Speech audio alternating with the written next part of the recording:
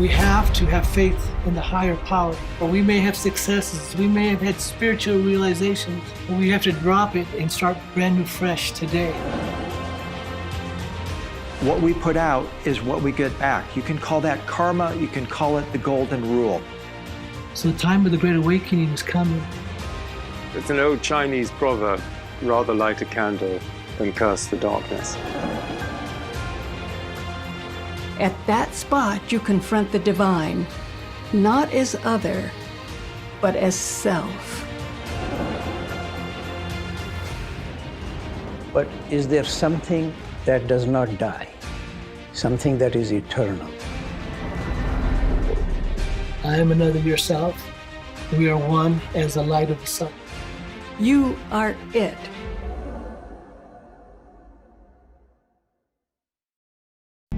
Are we really free? One group of strangers seeks to answer that question and find true freedom on a motorcycle adventure through the chaos of India and the cliffs of the Himalayas. Pretty ambitious place to get back on the bike after 40 years. They are guided by a fearless and radical Indian yogi. Either be free or die trying to be safe. To unlock the stories that bind them. Because he's not changing, I am. I could have gone a whole lifetime without committing. And put the ancient teachings to the test of a modern adventure. This just feels so unsafe. Together, they seek to reach the 4 sacred peaks. I start to get what people talk about when they say you gotta come to India and experience the Himalayas and their power. This is not a journey to feel better. Do you understand? You come here to transcend.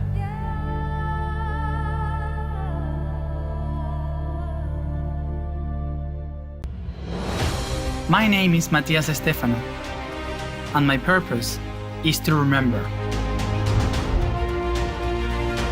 At a young age, I began to remember living in a colony of the ancient civilization of Atlantis. Then, I began to remember living on other planets, in another star systems and dimensions.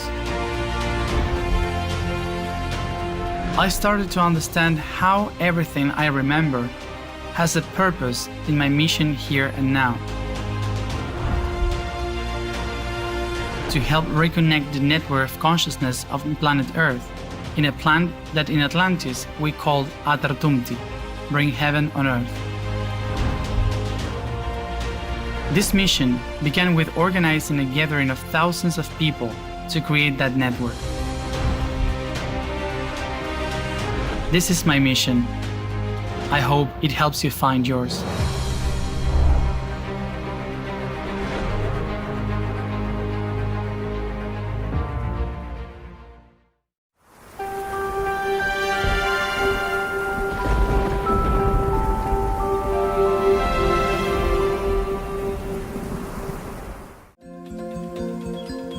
Did your soul evolve from one life to the next? Have you had a life on Earth or anywhere else before? How do you use your intuition to find the answers to these questions? Hi, I'm Lisa Garr, and joining me is psychologist and founder of the Raven Heart Center for Regression Therapy, Dr. Linda Backman.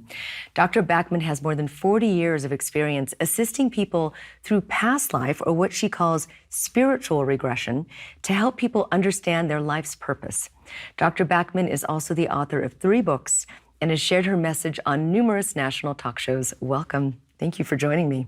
Thank you, Lisa. It's a pleasure to be here. Mine too. I am so excited about this conversation. So tell me why you chose past life regression therapy as opposed to a traditional psychology. In a way, it chose me. So I was a conventional psychologist for about 15 years in private practice, doing what you would imagine a general psychologist does. I was very interested and did a lot of death, dying, and grief counseling back then. I didn't really understand why until I fell into this work. Then I had a colleague die, and I had some very surprising, back then, surprising to me, spiritual experiences.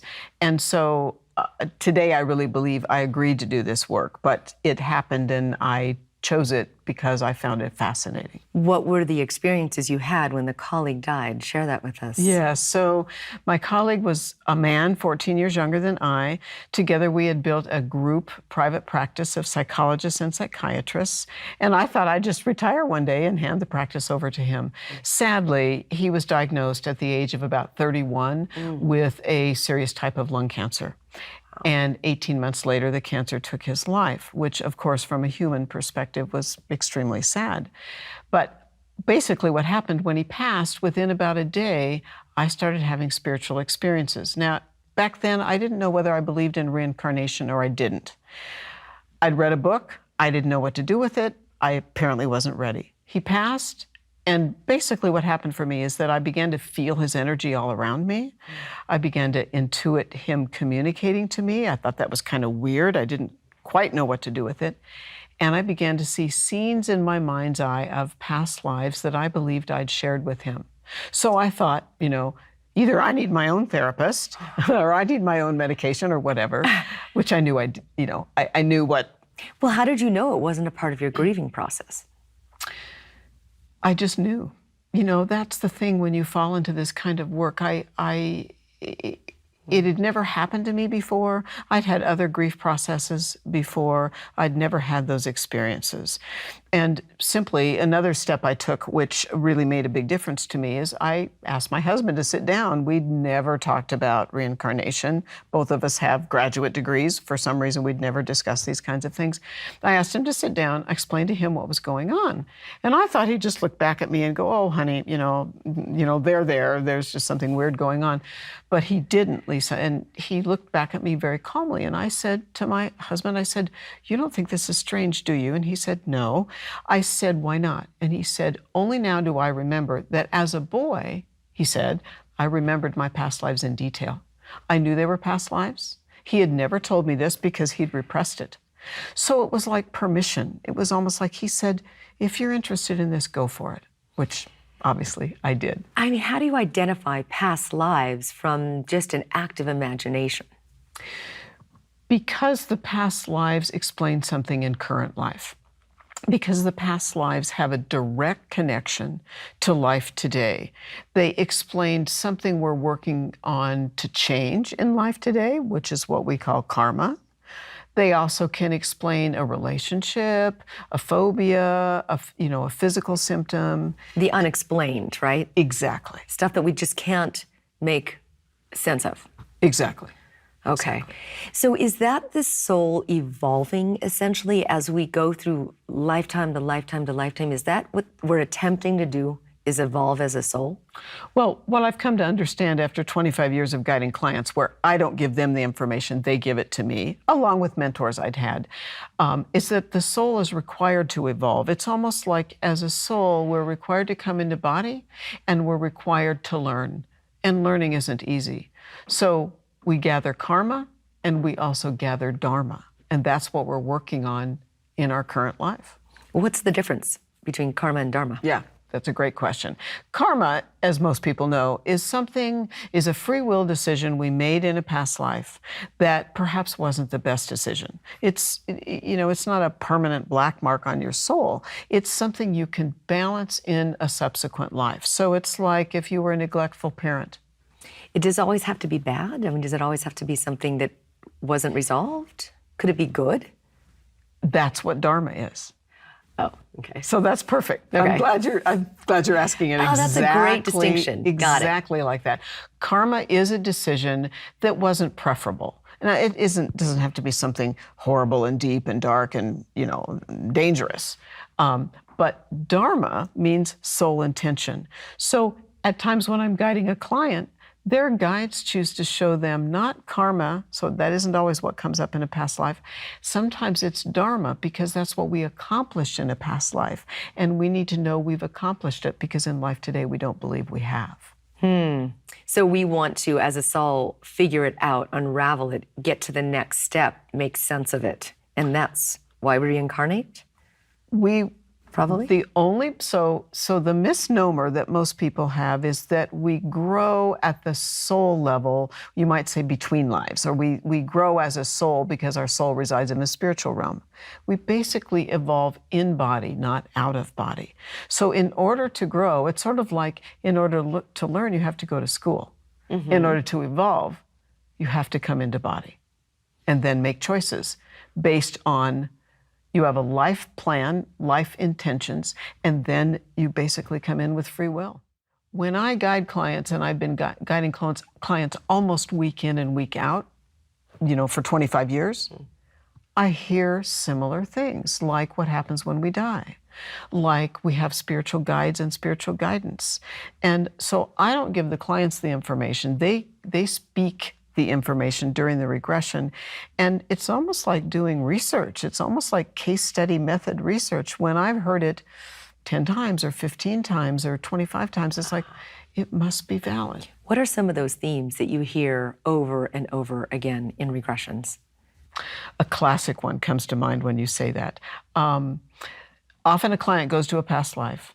They have a challenging experience. They have a loss through death. They have a loss of a relationship. They have a physical challenge. And they cave into it. They cave into it and live out the rest of their lives in depression, or live out the rest of their lives kind of hiding away and not having much of a life. Apparently, the guides that coordinate the higher realm, if you will, that is not what they want us to do. They want us to take on the challenge and figure out how to grow and evolve with that intrusion, that challenge. What do we do with it?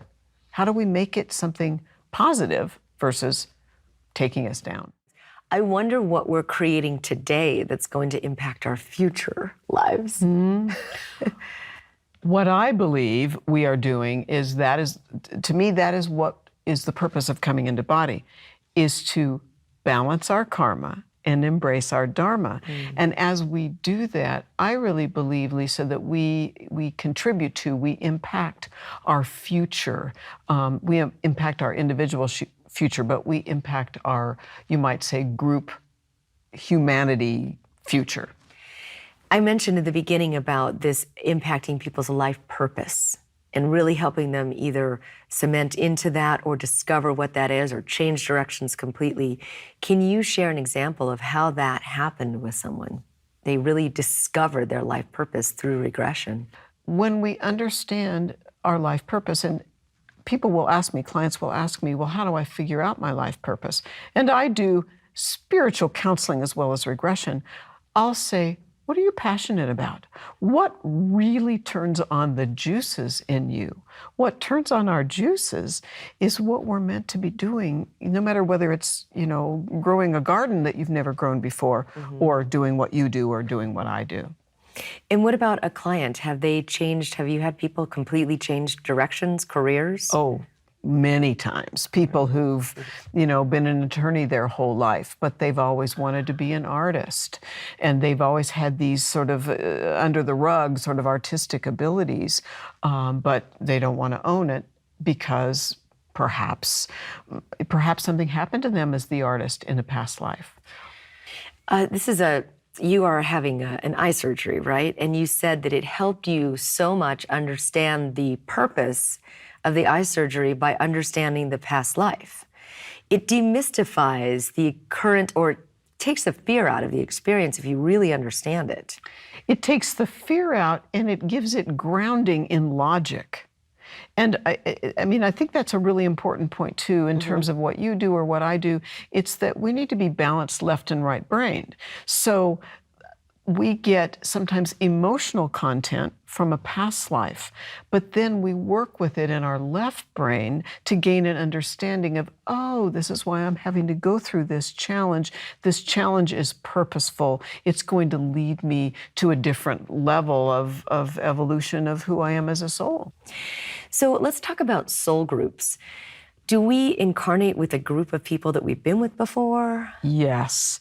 And, again, people might say, well, how does Linda know this? I know this from client after client after client, where what they come upon at times at the soul level of a regression is a group of souls with whom they incarnate repetitively. So simply put, I like to call it a soul pod. A soul pod means most of us have about 10 to 20 souls with whom we incarnate most often. Does that mean they're all in our current life? No. Probably all 10 to 20 are not with us. But it also explains relationships. Like, why do I feel so drawn to this person? It's because we've known them over and over and over. So would it be a family member, or is it usually family? Is it usually parents, siblings? No. No, really? No. It is usually about 3 different things. It is usually blood family, someone you would call family, but they're not blood, someone who either mentored you or was a successor of yours. In other words, you mentored them. But I also want to be sure that everybody hears this piece. It is also your adversaries. It is people with whom, at the soul level, you agreed to push each other's buttons for the sake of soul evolution. So it can be, I have a sibling who is one of my adversaries. It's all about my learning. It's all about his learning. And do you approach the relationship differently knowing that? I do. 100%, right? Yeah. I don't know that I can speak for him, but yes, because it explains, I know what happened in a past life. I know why we came into body and why I push your buttons, you push my buttons. It gives me, again, that left brain content that helps explain the right brain struggle, the emotional struggle. When we were talking about the souls as a spirit, it hangs out in the spirit realm for a while and then goes back into the body. Is there a between life regression or a between life experience that you're talking about there? 2 things, probably 2 answers to what you're asking. First of all, it's important for everybody to know when we come into body, we bring a slice of our soul or an aspect or a fractal of our soul into body to cause us to be alive at birth. The remainder of our soul is our higher self. So we're always in body and in soul, in spirit simultaneously. So that's our higher self.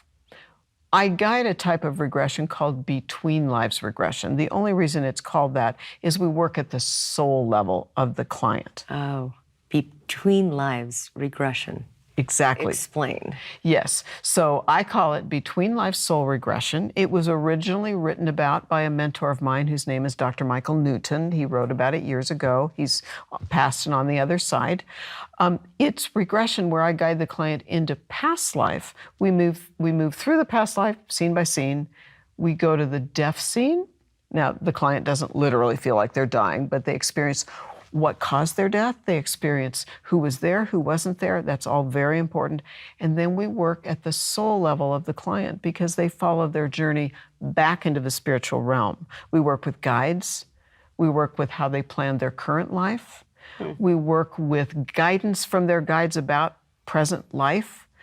But it's soul level work, not just past life work. Our soul is in spirit at all times, whether we're incarnate or not. But when we're incarnate, I can guide a regression, and the client then works at their soul level, understanding possibly more past life material, but also understanding current life explanation. Usually spiritual guides show up, and the spiritual guides are the conduit, you might say. Clients connect with that guidance that we all have. Well, the bottom line is we all have spiritual guides. So I have no doubt, and people could say, well, how do you know that, Linda? Because they show up spontaneously in regressions all the time. Like in what form? All forms, actually. Sometimes they show up in a human-seeming form. Sometimes they're a loved one. Sometimes they're a grandmother, a parent, someone who passed on. That can be one of our guides. That is almost never our main guide. Sometimes they show up in energy form. Sometimes they show up as a light, a color. Sometimes it's just a feel. It's just an emotion that is the trigger that our guide is present. Can you also talk about future regression. I guess you wouldn't regress into the future, but I had this experience in a past life regression where I saw into a future life. Is this normal? Yeah, well, we call that progression. Okay. Yeah, so Thank instead you. of regression, we call that progression. Okay. What I find happens is when a client of mine, either spontaneously or that's one of their goals for the regression, they want to get a sense of what's going to happen in the future. My understanding about that, Lisa, is that if our guides show us progression, future, they're showing us future possibilities. Our evolution in life today impacts our future possibilities, so that the future isn't set in stone, but how we live our life today and whether we're working on our karma and our dharma impacts our future. So yes, we can gain some insight into future possibilities. Have you heard this from clients, that there's future planets or places, or can you tell us what you've heard? Well, I hear two things from clients that I think are important. One is that there are souls in body on Earth today that I call interplanetary souls that primarily don't incarnate here. They incarnate elsewhere, and they incarnate in, you might say, healthy celestial locations elsewhere, and they bring their wisdom with them. So that's one answer. The other answer is yes, I have heard from far more than one client that if in fact Earth doesn't survive, and I don't think that's going to happen next year or even probably in your lifetime or my lifetime, but if in fact Earth doesn't survive, I have heard spontaneously from more than one client that other locations are being prepared where life will exist and where our souls will incarnate. So I think that's valid. Fascinating. You've heard this before. Yes. The same situations. Yes. Do you find themes like that happen often? Themes of locations? Obviously, history is able to tell, but does that happen often where you're hearing more and more now of these future locations? I think the best answer to that is yes, because I've heard that in recent times, probably the last 3 to 5 years. Huh. Interesting. And I think that ties to the struggles that humanity is going through on our planet right now. It is real. And I'll just say it in maybe a silly way, the jury is still out. So these interplanetary souls you're talking about, are they here? Well, first of all, how do you identify an interplanetary soul? You call them IP souls. Well, let me just say briefly, just a quick kind of history of what I've learned about where did the souls come from that came to Earth to start with. So simplistically, when Earth began to have what we call Homo sapien life, my understanding is that all the souls that incarnated on Earth came from somewhere else. They were souls that had incarnated elsewhere. They came to Earth with the agreement to assist Earth to evolve. Now, some of those souls are what I write about and I've learned about through clients are called Earth-based souls. What that means is they came from elsewhere, but life on Earth began, most scientists say, 40 to 50,000 years ago. They have repetitively incarnated onto Earth. I'm an example of that. Somewhere in history. I'm an Earth-based soul. I've been coming here sort of ad nauseum for tens of thousands of years. Got it.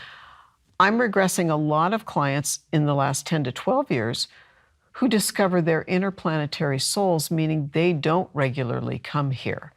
They come here on occasion, and they come to Earth, if I oversimplify the explanation, because they're highly evolved, and they come from evolved, healthy locations. They come to teach us how to progress as humanity. Can it be hard for them to adapt, though, to this life, this history, this planet? My guides pushed me a few years ago to write this newest book that I've written, which is filled with client material that comes from interplanetary souls. And so it's about their gifts, their wisdom, their skills, and their struggles. And their struggles are sizable because simplistically, they're not used to human bodies. They're not used to human way of life. They're not used to human nutrition, socialization, human chemicals in the air. They struggle a great deal. can you identify them, like certain characteristics? If someone's watching and they're starting to identify with what you say, what are some other characteristics of an IP soul? And I'll start a little bit with IP adults, and then probably it's important for us to talk about IP or interplanetary children. IP adults, again, it's that classic thing of they have great wisdom. They seem to see the bigger picture. Sometimes they even physically appear unique. Sometimes they are people that wear really unusual, I'm trying not to sound the least bit judgmental because I don't mean it that way. They wear unusual color combinations. They wear unusual prints and plaids. Because it's not something that matters. It doesn't matter. Yeah. They have sometimes unusual haircuts and hairstyles, hair colors. But sometimes they look average and ordinary too. So I don't want to overstate that. What about people that feel that they've been abducted or are extremely interested in disclosure and aliens and other planets and spaceships and so forth, that are really deeply connected? I just want to say yes, yes, yes. So they've been on another planet most of their lifetimes. I have clients that begin, I'm intending to guide a past life regression, and the first scene is literally in a spaceship. And you know, some listeners might go, oh, well, the client was just making that up.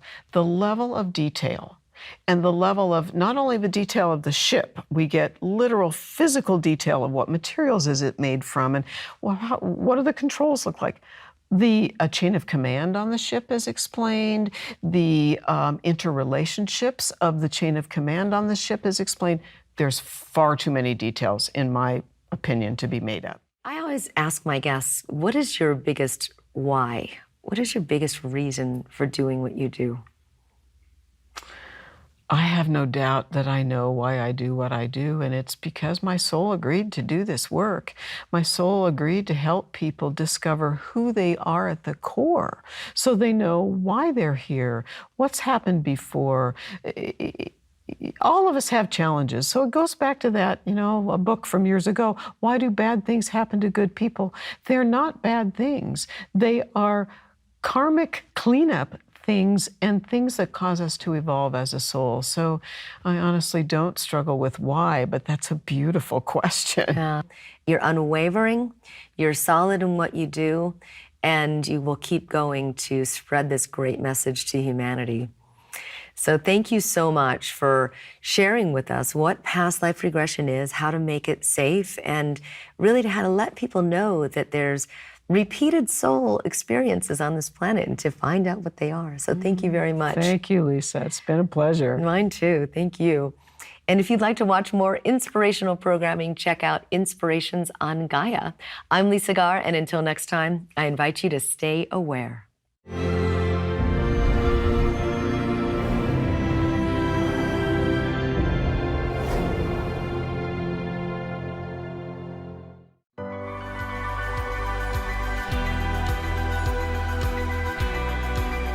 Common people around the world are doing the uncommon.